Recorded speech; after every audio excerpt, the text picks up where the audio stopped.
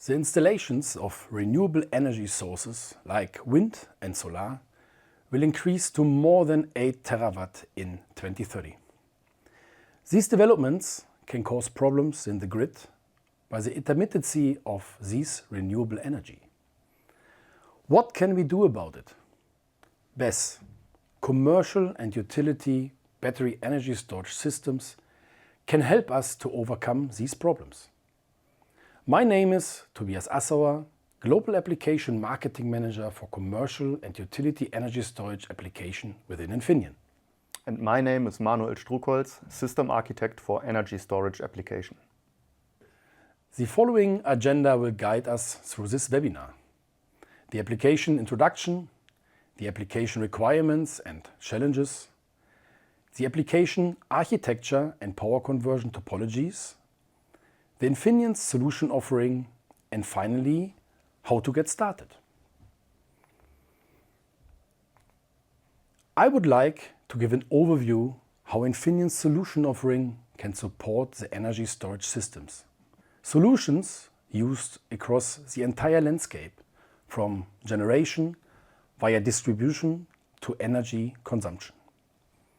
BESS, battery energy storage systems, are an essential enabler of renewable energy integration, supporting the grid infrastructure with short duration storage, grid stability and reliability, ancillary services and backup power in the event of outages. With the next phase of Paris Climate Agreement goals, governments and organizations everywhere are looking to increase the adoption of renewable energy sources. These developments are propelling the market for battery energy storage systems. These systems control the energy demand and supply, means they are collecting and storing the renewable energy when it is generated and making it available for the use at a later time. Battery energy storage systems will exceed in 2023 the first time an installation of more than 100 gigawatt hours. Future installations will grow by 33% and will lead to more than 1 terawatt hour total installed energy storage capacity until 2030. Front-of-the-meter installations are dominating the market by more than 80% in the commercial and utility segment. The best way to get an overview of the opportunities associated with BESS is to segment the market by the applications and the sizes of users. There are two major segments in the battery energy storage market. Behind the meter, residential installations, which are usually less than 30 kilowatt hour, utilized in smart home integration, microgrids and EV charging infrastructure.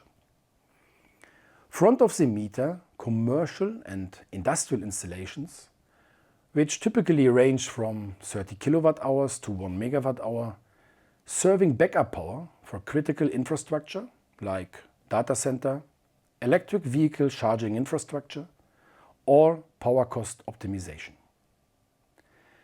A major market share have front-of-the-meter utility-scale installations. These installations are typically larger than 1 megawatt hour and connected to electricity generation or transmission and distribution grids. Customers of front-of-the-meter installations are primary utilities, grid operators and renewable developers looking to balance the intermittency of renewables, providing grid stability services, or defer costly investments to their grid.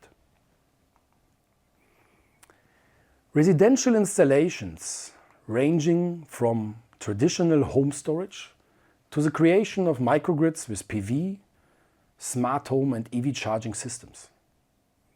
Self-sufficiency, optimized self-consumption and backup power capabilities are key values in this segment.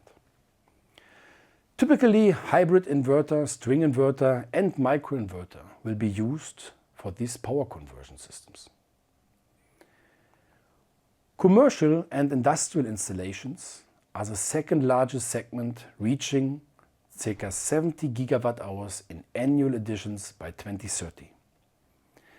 The integration of on-site renewables, peak shaving, self-consumption optimization will lead to the reduction of energy cost within the industrial electrical infrastructure and is one of the major use cases. Three-phase string and central inverter power conversion solutions will dominate the segment in power classes from 20 kilowatt up to 1 megawatt. Utility scale BESS will grow around 33% per year for the rest of this decade, with a share up to 80% of the total market. Customers are primary utilities, grid operators, and renewable developers, as well large system integrators. Power classes above 1 megawatt request central inverter solutions combined with battery management systems, safety, communication and security devices. Let's have a look on the application requirements and the challenges. To integrate a battery energy storage device in an existing grid environment, several requirements have to be considered. Power conversion systems range from 10 kilowatt up to 10 megawatt power classes and need to fulfill the demand for DC voltage level, overload capability, or long lifetime of more than 20 years. Round-trip efficiency should be close to 98% or above to lower the levelized cost of energy, and grid requirements like grid codes, grid stabilization and grid forming need to be fulfilled. Different modular system concepts are today available, from short duration storage with 1 megawatt hour up to several megawatt hour energy storage capacities.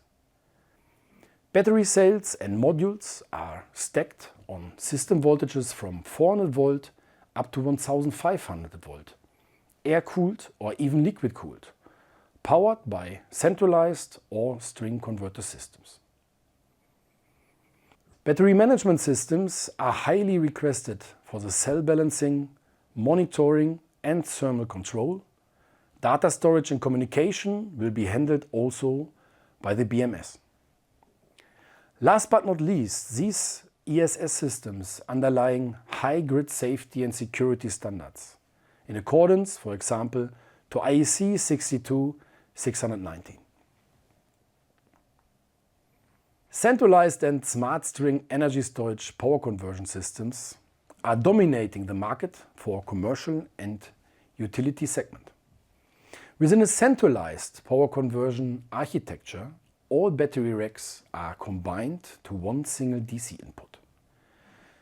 Power conversion systems consist of single or several modules.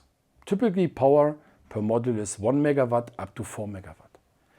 An advantage are low system cost, but the battery performance could be a disadvantage. Within modularized power conversion architectures, the power conversion outputs are combined to single or multiple battery racks.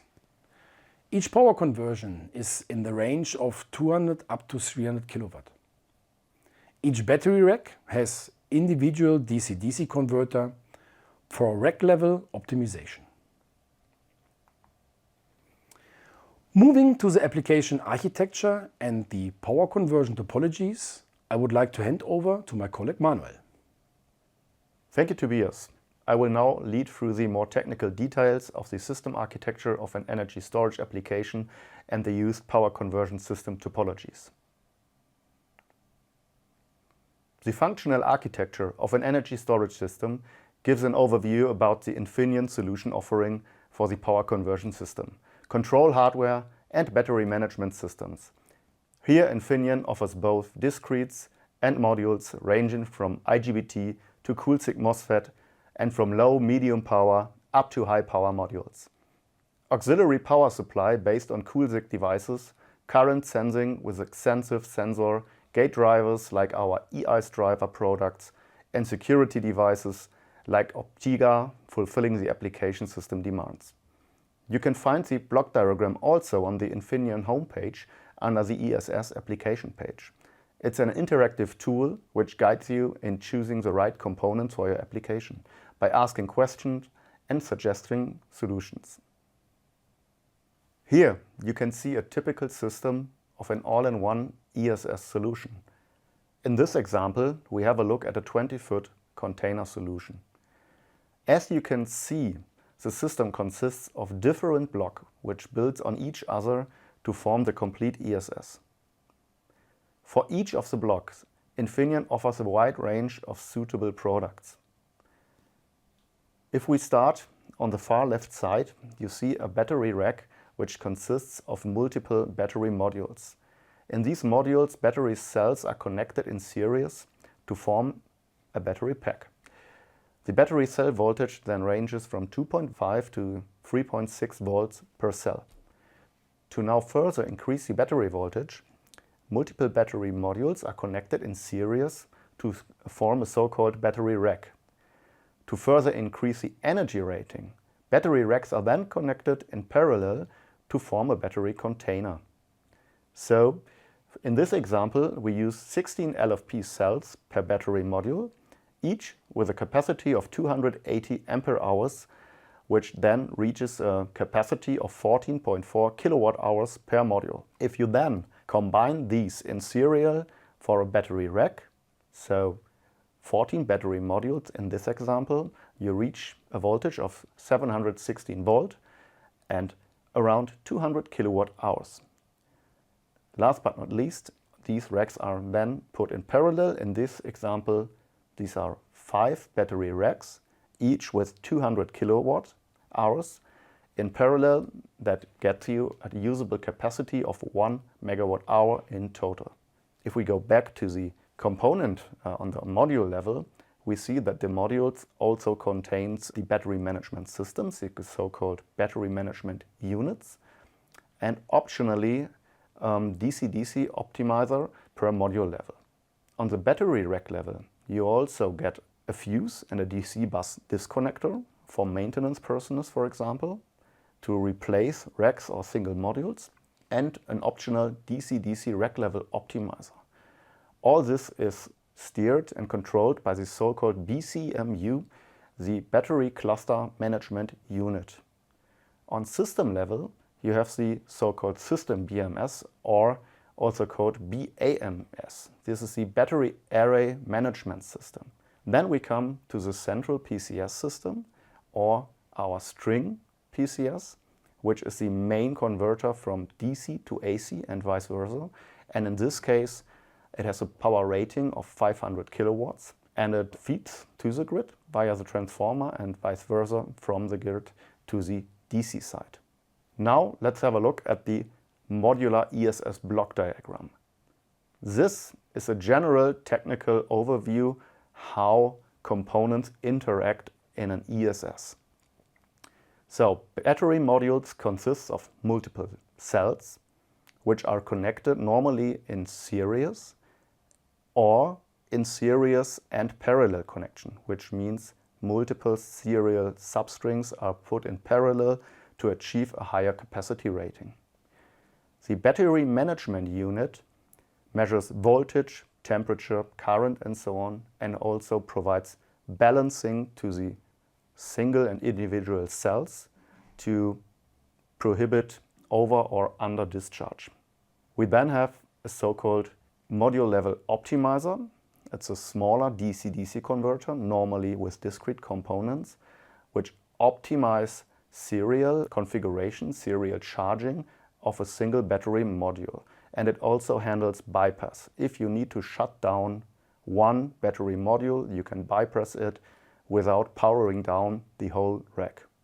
One level up, there is the so-called Battery Cluster Management Unit. It handles the current measurement and the voltage measurement of the whole string in the rack, and it also controls the disconnect to the DC bus. We then have a so-called rack level optimizer, which is for parallel optimization of charge and discharge of the parallel connected battery racks. There is the central PCS, here seen on the left, which forms the grid connection and thus the conversion from DC to AC power. The BAMU, the Battery Array Management Unit, is there for high-level control and implementing algorithms like peak shaving, control energy supply, grid forming, etc.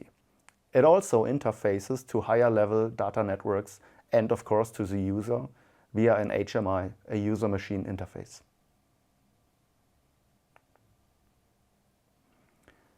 Now let's have a look at our topologies. Maybe you ask yourself, okay, what's in these DC-DC converters and the AC converters? We start with the DC-DC topologies. In general, now and in the future trends, we see three major topologies which gain popularity. Let's start with the DAB topology, which stands for Dual Active Bridge. It's a topology suitable for very high switching frequencies, and it's able to operate in a wide input and output voltage range. Of course, if you increase the voltage range, you reduce the efficiency. If you stay in a certain range, then you can use high capacities up to 97 and up percent. It's very easy to parallel multiple of these stages. And of course, due to the high switching frequencies, you can use preferable SiC or GaN, so silicon carbide or gallium nitride components to increase the efficiency, gain these high switching frequencies and reduce the requirements on the filtering network. It's also suitable for HV batteries, high voltage batteries. We then have our LLC or phase shift LLC topology in the middle, which has a slightly lower efficiency, but it's more cost sensitive application, but it has a very narrow input to output voltage range you can use this. Like the dual active bridge topology, here you can use gallium nitride or SiC and reach a very high switching frequency to get a good efficiency. Last but not least, we have our active clamp current fed full bridge topology, which gives around 96% efficiency. It stands for very easy system paralleling, and you can use IGBT MOSFETs, so silicon-based MOSFETs for that, because it has a quite low switching frequency, so it's easy to control, but it needs a low power winding at startup, and it is suitable for low voltage batteries. So in general, for each of these topologies, Infineon provides you with a solution both in the world of discretes and modules. We can use discrete IGBT-based solutions from 20 kilowatt up to 150 kilowatt, discrete silicon carbide solutions from 20 kilowatt up to 200 kilowatt, module-based IGBTs in the range of 200 kilowatts, and also silicon carbide-based modules in the range of 200 kilowatt. So you get a wide range and a wide product range for small DC-DC converters up to larger power stages. Let's have a look at the AC-DC topologies. These are basically topologies that are used in the central PCS or the string inverter that converts the direct current into alternating current. Those topologies are normally switched between 2 to 4 kilohertz, and if you go with SiC, even higher. Here we can see 4 different architectures or topologies for use in an AC-DC topology or AC-DC inverter. On the left side, you see the block diagram or the basic schematic of the topology, and on the right side, you see our bill of materials and our modules and discretes, so our products that we're offering to you for implementing these topologies. Let's start with a 2-level H-bridge. It's a simple, well-known architecture. It's widely used also in the drives business and so on. It has a low component cost, simple control structure, and losses are concentrated in a few devices, which is a downside. Also, the linked voltage limit to component voltage rating comes into play. The next topology is the 3-level NPC1 topology. It's using multiple stacks of switching devices to halve the voltage blocking capability needed. It also uses lower voltage and so lower cost devices. But there is an unequal loss distribution in the components. You also get an increased conduction loss, and you have a more complex control structure compared to the two-level design. The three-level NPC2 or TNPC topology reduces the switching device count. It also lowers the conduction losses and have a simplified driver bias supply versus NPC1 and NPC2. Also, the control structure is much more simpler. But the primary switches still experience a full DC link voltage when blocking. The last topology is the three-level ANPC topology. Here the clamping diodes are replaced with active devices. You get these similar benefits like an NPC1, but more complex control structure, similar losses to NPC1, but balanced across the devices. On the downside, you get an increased conduction loss. Either two-level or three-level topologies are preferred in this stage. In general, NPC2 is more efficient than NPC1, but requires more parts. ANPC is the most complex to control. However, for most simplified inverter designs, two-level topologies or three-level NPC2 is a preferred solution. On this slide, you see the functional architecture of a battery management system or BMS. A BMS has the functions for cell monitoring and balancing, battery protection, and control.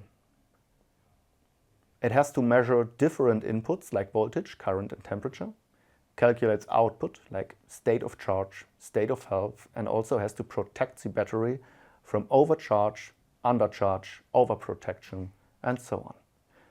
It also implements controllers, both for calculation of vital values, security, data logging, and of course communication, wireless or wired, to the user and other data interfaces. In this slide, we see the functional architecture of a battery management system or BMS. The role of a BMS in general is to monitor the cell and battery pack and to make sure that the cells are operated in safe conditions. To do that, it needs to monitor and balancing the cell via cell and voltage monitoring, temperature monitoring, battery pack voltage monitoring, and current monitoring. It also has to protect the battery for over discharge or deep discharge, inrush currents, short circuits, and also do thermal management. We have lots of control solutions in there for battery monitoring and control. For example, fuel gauging, state of health, state of charge, intercommunication, security features like authentication, encryption, logging to a data storage, and of course communicating via wired or wireless interfaces. On my last slide, we come to the market and technical trends. We see multiple trends. The first one is a diversified system structure trend. This means we now see a growing number of central PCS systems, string PCS and string PCS with controllers, etc. Especially the string PCS with controllers are becoming more important with the upcoming use of second life batteries. The second trend is both battery power and system voltages are increasing. Example is higher capacity leads to more kilowatt hours, but also a growing power requirement to the PCS and therefore higher voltages to keep the bus bars at a reasonable size. Battery and power conversion system all-in-one systems will share a liquid cooling system. Especially in an all-in-one container solution, PCS are packed into the rack together with the battery and share the same cooling system. Therefore, forced cooling or forced air cooling is not the way to go anymore in these systems. A liquid cooling system will become the future. Another trend we see is improved battery safety by multi-level battery management. A growing number of states, utilities and corporations make a storage cornerstone of energy planning. Safety is at the forefront of industry's leaders' hearts and minds. If you think about grid forming, for example. This requires different and stacked solutions for monitoring and providing maintenance to the system. This becomes more important with the use of second life batteries. Last but not least, we see a pursuit of higher efficiency and power factor correction and overload capability. ESS are becoming more used for UPS grid forming tasks. This means that a high overload capability of up to 1.5 times the nominal load is required. Improved efficiency helps with the growing cooling requirements during that phase. Non-unity power factor or delivering reactive power is also necessary. With that, I hand over to my colleague Tobias. Infineon's solution offering for the power conversion systems. Choosing to go with discrete or modular switches in the design depends largely on the quantity of power the solution is being dimensioned for. Broadly speaking, below 10 kW inverters should utilize a discrete approach, whereas systems targeting above 30 kW will benefit from the use of power modules. The zone in between will depend largely on a variety of factors, from system requirements through to mechanical mounting and the production costs. Discrete cool-sick MOSFET switches and IGBT trench stop can cover applications as far as 30 kW, whereas power modules from the Easy Cool-Sick, EconoDual, Prime Pack and XHP should start being considered for systems beyond 30 kW. Battery management systems and auxiliary power supply based on cool-sick devices, gate drivers like our ICE driver products, current sensing with a sensitive sensor, and security devices like Optica fulfilling the application system demands. Infineon has unique experience in energy generation, transmission, power conversion and battery management systems. We have a huge global installed base of semiconductors within the overall energy systems, specifically in renewables and storage applications. Cross-divisional system competence teams with design know-how from battery management via power conversion up to safety, security and control is supporting our system expertise. In a nutshell, best-in-class power semiconductors with broad portfolio in silicon, silicon carbide and GaN technologies are available, and Infineon could be the one-stop shop for all your semiconductor needs. So, let's get started. We can offer you diverse support material based on the energy storage application page, reference designs and reference boards for residential and commercial use cases, detailed documents and white papers serving you with detailed technical content, videos and podcasts, and finally, as well, the online training and webinar material. Energy storage systems, realizing efficiency from grid to battery. Find out more on our interactive webpage and explore the Infineon solution offering.